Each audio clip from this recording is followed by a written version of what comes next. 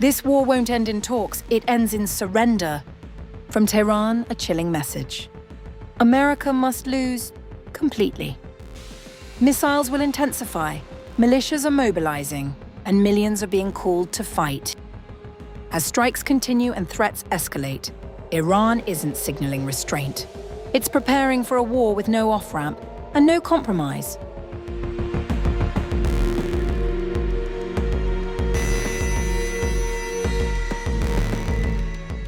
As American and Israeli strikes on Iran stretch into their second month, Tehran's military and political leadership is speaking with one voice.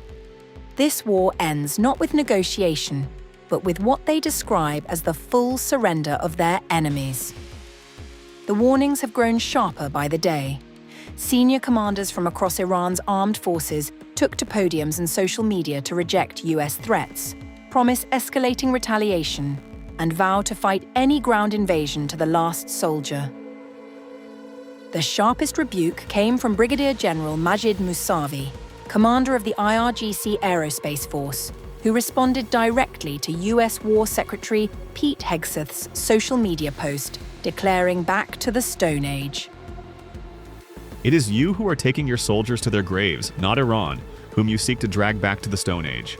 Hollywood delusions have so poisoned your minds that, with your paltry 250-year history, you threaten a civilization over 6,000 years old. Far from signaling any willingness to de-escalate, Iranian officials described a deliberate phased strategy of increasing pressure. An unnamed Iranian security political official, speaking to Lebanon's Al Mayadeen television network, laid out the framework plainly. The missile campaign, he said, would intensify gradually and in coordination with what Iran calls the resistance axis, operating across the broader region. Air defense systems and radar installations would be priority targets.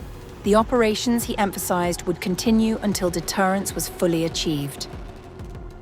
The formal declaration came from Lieutenant Colonel Ebrahim Zolfaghari, spokesperson for Iran's Khatam al-Anbiya central headquarters, who issued a statement rejecting Trump's claims that Iran's military capacity had been significantly degraded. We send a message to our American and Zionist adversaries. Your understanding of our military capabilities is incomplete. You have not destroyed our strategic assets, and the sites you targeted are insignificant. Our real strength lies in locations beyond your reach. Do not miscalculate. With trust in Almighty God, this war will continue until your humiliation, defeat, lasting regret, and ultimate surrender are certain. On the political front, Parliament Speaker Mohammad Bagher Khalibaf, himself discussed as a possible interlocutor in any future talks with Washington, added a warning of his own about the cost of any ground offensive. You come for our home, you meet the whole family. Khalibaf claimed that a national mobilization campaign had produced approximately 7 million Iranians willing to take up arms against any US ground invasion within less than a week. The figure has circulated widely on Iranian state media and through government text message campaigns urging volunteers to register. The Basij paramilitary force, a branch of the IRGC, has begun accepting volunteers as young as 12. Retired soldiers have also been asked to express readiness to return to service. The claim cannot be independently verified, and Khalibaf is the first senior official to state it publicly in a country of over 90 million people. The commander-in-chief of the Iranian army issued perhaps the starkest warning of all.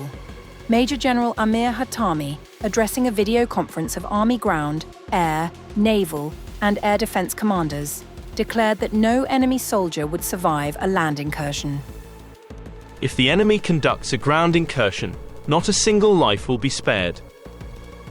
Hatami also addressed Trump's recent remarks about redrawing Iran's map after the war, calling them evidence of what he described as an American Zionist plot to erase Iran's existence. Iran, he said, would fight until it secured final victory. As diplomatic channels remain frozen and missile exchanges continue across the region, Tehran's message to Washington is unambiguous. there will be no ceasefire on American terms.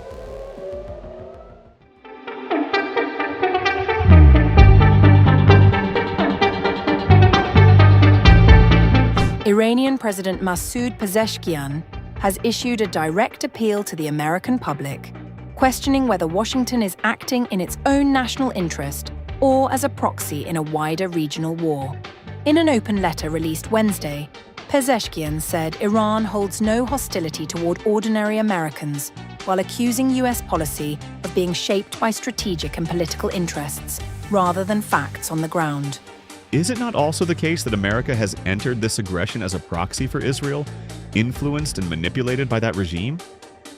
Is it not true that Israel, by manufacturing an Iranian threat, seeks to divert global attention away from its crimes toward the Palestinians?